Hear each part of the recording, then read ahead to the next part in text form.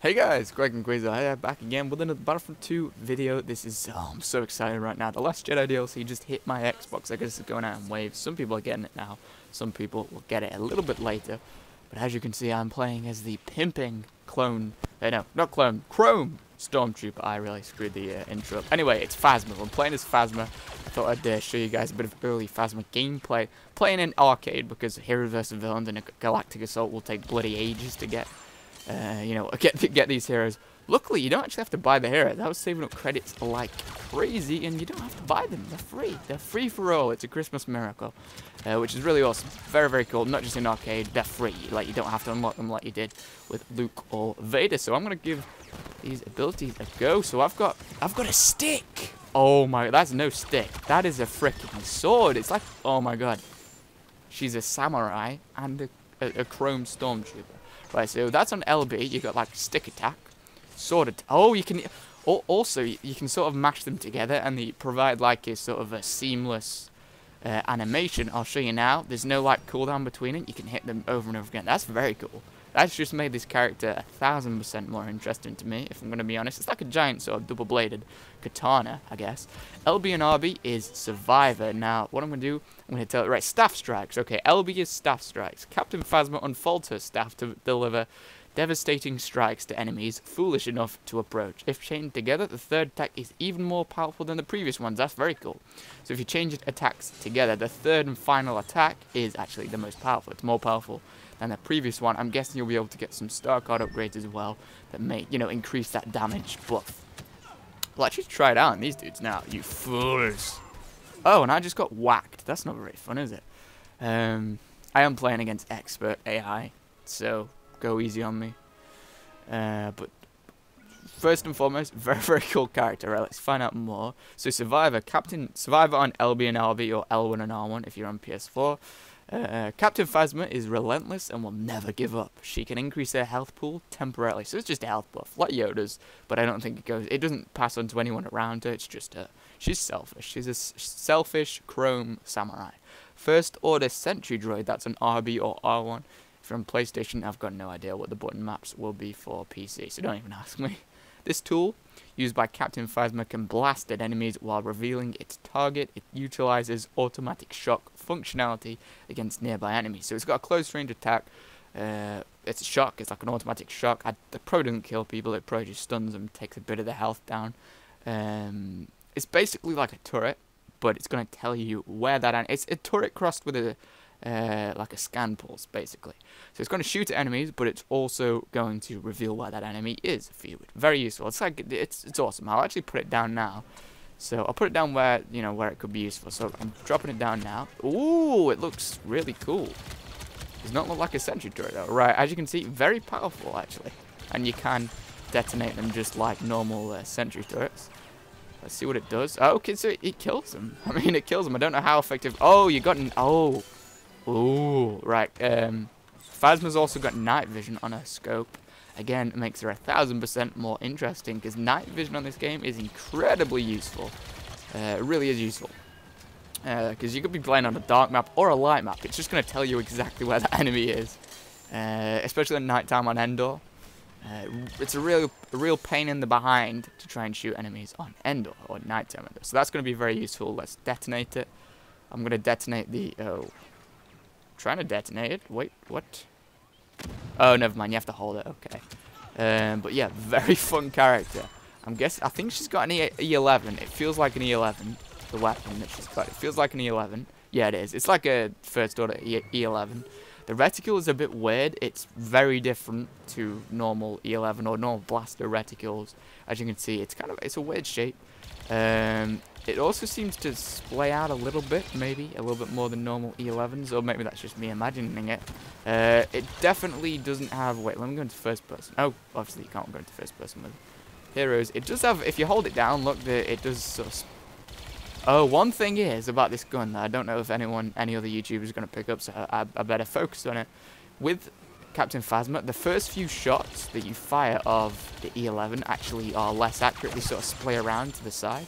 But sustained fire will actually, watch. Sustained fire actually nets you an increase in accuracy, which is very useful. So don't go like just tapping away at enemies. Don't sort of, if you can hear that, don't like tease the trigger. What you want to do is really just sustain fire enemies, because that's going to net you better accuracy. Let's try, oh crap, right, I'm going to activate Survivor now. So the range on the staff attack, what's it called again? Staff strikes. It's not like a lightsaber, okay? And what I mean by that is, it's not going to make you dash, sort of auto aim towards near enemies. You know, if you're playing as a lightsaber hero, especially a fast one like Maul, you'll kind of like dash towards enemies. I don't know how to explain it, but if there's an enemy like that enemy there, I'd dash towards him automatically. But instead, you don't have that dash. I just got blasted by a freaking explosive sentry, and he is doing the AI equivalent of teabagging me. How lovely is that? Yeah, you don't have the sort of the auto. It's like magnet. It's like magnetized. So say if you use, like, watch this. It hasn't got a great range. Certainly not as good as a lightsaber. But then again, it's a sharp stick. It's not a lightsaber, so it shouldn't have the same effectiveness as a lightsaber. Like I said, sustained fire is key with this gun. I'm about to die. Sustained fire is key with this gun, with the Phasma's gun, because like I said, increases accuracy as, you know, the longer you fire it, which is really, really cool. Let me show you the sort of the cooling time, or how long you can fire. Oh, the reticle actually also adjusts as well. If you watch the reticle, I don't know if this is going to pick up on the video because I'll be uploading it in Potato 720p. Try and look at the reticle on the screen. It goes in to indicate how much more accurate it is. So, alright, 1 second. Probably takes a second, maybe a second and a half of sustained fire to gain that, you know, gain maximum accuracy. It's a really cool way, actually. I think it's a really cool way of switching it up, because usually blasters in general on Battlefront and on, you know, the last Battlefront and on this Battlefront and on games in general, really, usually the longer you hold the fire button down, the more the bullets splay around. This isn't the case, which actually is kind of cool. I think it's quite cool. And it's really going to feed into Captain Phasma's sort of overall playstyle. Let's just whack some people. It's really satisfying. I wish you could cut people's heads off from this. Then again, though, that wouldn't be PG, and YouTube would probably demonetize every video that showed that. So maybe it's a good thing that you can't decapitate people with Captain Phasma's attack. Now, I'm gonna show you more gameplay, obviously. Also, she got a cloak. I really like this cloak. I can't remember. I haven't seen Force Awakens in a while. I don't think she got that cloak in Force Awakens. Either way, it looks cool. I think her playstyle, right, let me just come up. I will be doing like an in-depth guide video for her in the future. But just from the get-go, her playstyle is definitely, she's got health boost, she's got turret, she's definitely closer ranged. She's closer ranged, and especially considering the fact that you have to sort of hold down the fire button for quite a while before she really gains good enough accuracy to fight at long range. She's definitely close to medium range, maybe not even somewhere, you know, that sort of weird blurred line between close and medium range. So no further than that door, for example. Actually, no further than that wall there. That's her effective range, essentially. As you can see with this droid, first order sentry droid, it's got a radius. I think that radius is to indicate where it can shock enemies. Its blasters can probably hit further away, I think. But that's where it can shock, I believe. Obviously, correct me if I'm wrong. She's got a normal jump, which makes sense. She hasn't got like a freaking half force jump like Bosk or anything. She's got a normal jump. Right, 1 second. Let me just see. She's got base health of 700. I haven't put any star card into her or anything. I'll activate Survivor. Survivor gives you an extra 200 health, so it's good. You know, it's good. Let's see how long it lasts as well. So I activated it before you guys saw. I'm just gonna chill. It goes quite quickly, actually. It doesn't last as long as Yoda's. Yoda's is like 30 seconds, I think, when it's not upgraded at all. Phasma's only lasts for about 5 seconds. Her health boost does. We'll find out now, actually. Pay close attention to the health bar at the bottom. So I've activated it now. So 1, 2, 3, 4, 5, 6. I think it's a 10-second. Yes. Okay, it's a 10-second cooldown, and then it begins to decrease. And health actually decreases really fast. So you don't want to use it like Yoda's health boost, where you can sort of, like, say if there's enemies over there, you can sort of apply it and then just sort of take your time over there, not really engage too quickly. This is definitely something you want to use in the heat of the moment, in the heat of a battle. Whenever you're about to die straight away, if you're about to die, use it. Don't use it before a fight. Use it, you know, don't use it in preparation for a fight like you would with the officer's health boost or Yoda's health boost. Use it sort of in the middle of a fight. Otherwise, it's just going to run out by the time you get in the fight. So bear that in mind. In terms of what you should you use, you know, no scope or use a scope with Captain Phasma, I think the scope largely is going to be pointless in a way, because she's definitely not a long-range definitely not a long-range character. Obviously, like I said, you get an increase in accuracy as it goes on, but still, the gun's got quite a bit of recoil. As you can see, my aim sort of drifting around all over the place. It's a powerful gun, so it's got quite a bit of recoil. So even if you do manage to hit the max sensitivity level, it's still got a bit of recoil. So I wouldn't use it. Like, don't use this on the first part of Galactic Assault on Hoth, because you won't hit anything unless, you know, you've got better aim than me, which you probably have. But still, if she's not long range, she's definitely not long range. So I wouldn't bother using a scope too much. The only time I'd use a scope is on darker maps like Galactic Assault on Endor, you know, the nighttime version of Endor. Maybe use it then. Or even just daytime version of Endor, because playing as the Imperials or as the dark side, you're really at a big disadvantage on Endor, because obviously the rebels are green, they're the same color as the trees and the bark and the tree trunks and stuff. This would be useful on Endor. It would be useful on Endor.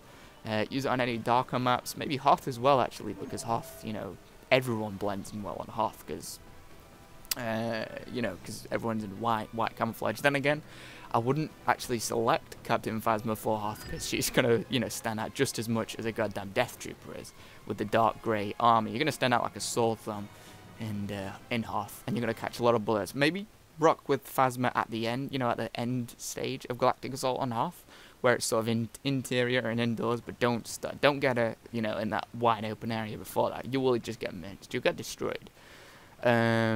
Let's see. Right, she's got a normal evade. She rolls and everything. She's got a pretty standard movement speed, I guess you could call it.